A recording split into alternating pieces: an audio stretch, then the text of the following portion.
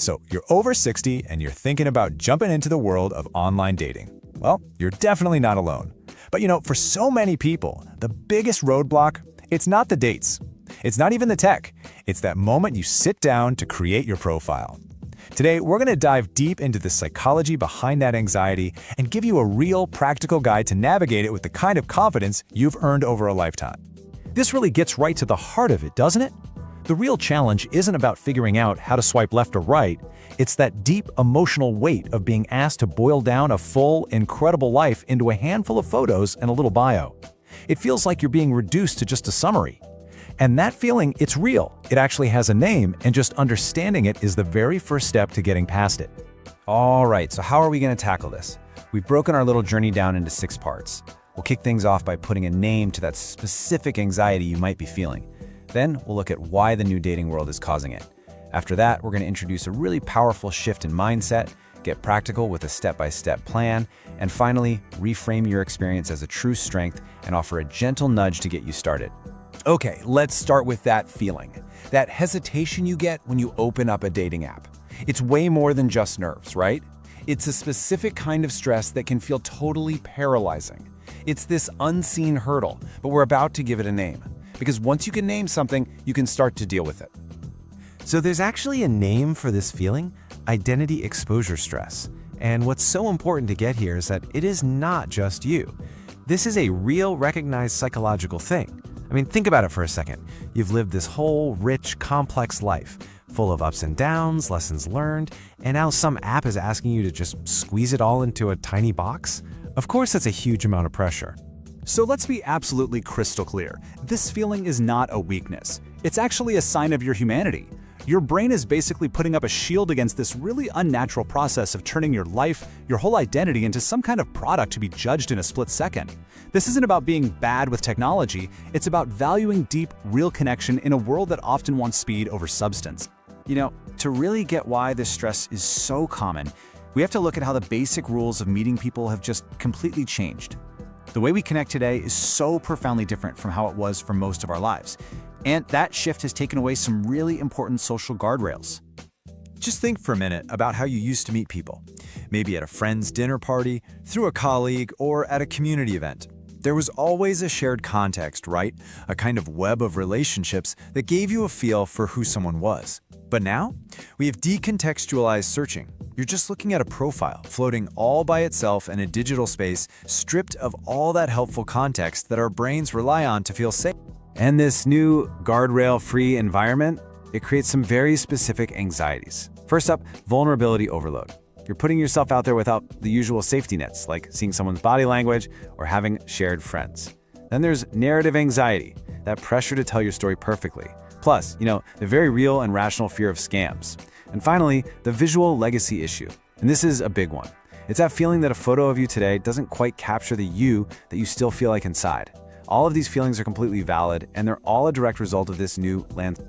Okay, so we've identified the problem and where it comes from. Now for the good part. Let's talk about the solution. This right here is the turning point of our entire explainer. It all kicks off with a simple but really profound shift in your mindset. This is where you take back all the power. I want you to really think about this question. Is your profile a performance where you feel like you're on a stage, desperately trying to win over this invisible audience? Or is it a filter, a carefully designed tool that's meant to find the very few people who are a genuine fit for you? Because the answer to that question, it changes absolutely everything. Okay, so the old way of thinking, the one that's causing all this stress, it's like you're an applicant trying to get a job, polishing up your resume, trying to appeal to absolutely everyone. But the new mindset, well, it's totally different. You're not an applicant. You are the curator of a fine art museum, your museum. You're not trying to get every single person who walks through the door to like every painting. Nope. You are thoughtfully choosing what goes on display to tell your story, and you're only inviting in the people who are really going to appreciate the collection. And this is about so much more than dating. This is about owning your narrative. You have spent decades building a life that you should be incredibly proud of.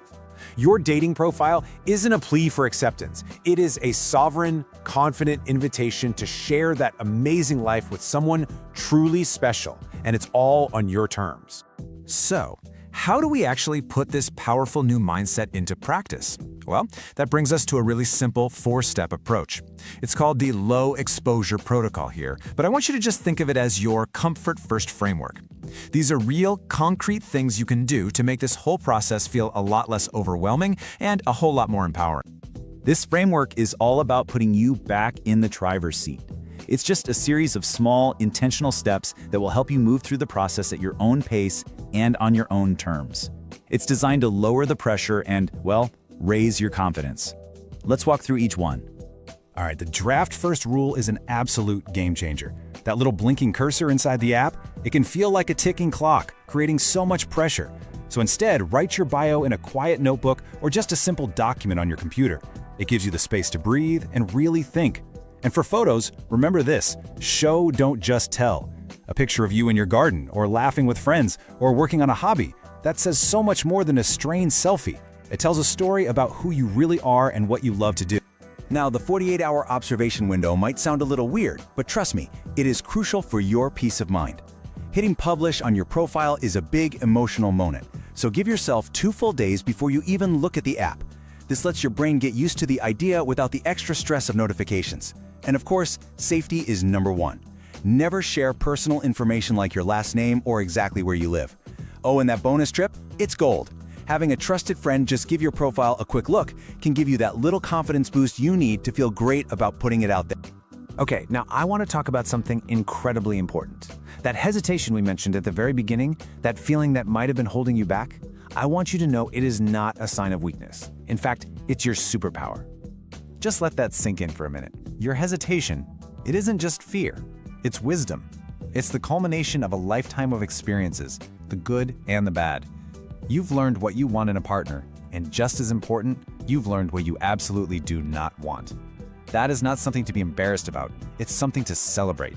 So, it is time to change the story you tell yourself.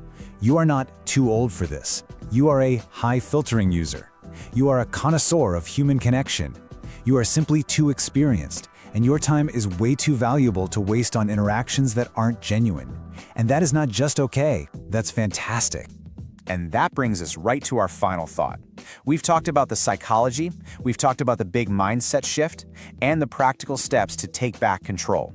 Now let's just bring it all home with a very gentle and totally private challenge.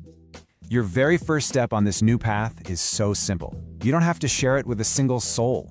Just take a quiet moment in the next day or so and think about one thing that makes you, you. It could be a hobby, a passion, a core belief, even a funny little quirk. Just write it down. This simple act is the cornerstone of your authentic invitation. It's about reconnecting with your own truth. So, as we wrap things up, what are the key ideas to hold on to? First and foremost, remember that your profile is a filter, not a test. It's a boundary you set, not some judgment of your worth. Second, that draft first rule really is your best friend for taking all the pressure off. And most importantly, leading with your true, authentic self. That is the only way you're ever going to find someone who will love and appreciate you for exactly who you are. This isn't about changing yourself, it's about finding a new, calmer way to share yourself. We'll leave you with this final thought, a kind of mantra for your journey forward. Curate the filter, calm the mind, and lead your life with your truth. Thank you so much for joining us for this explainer.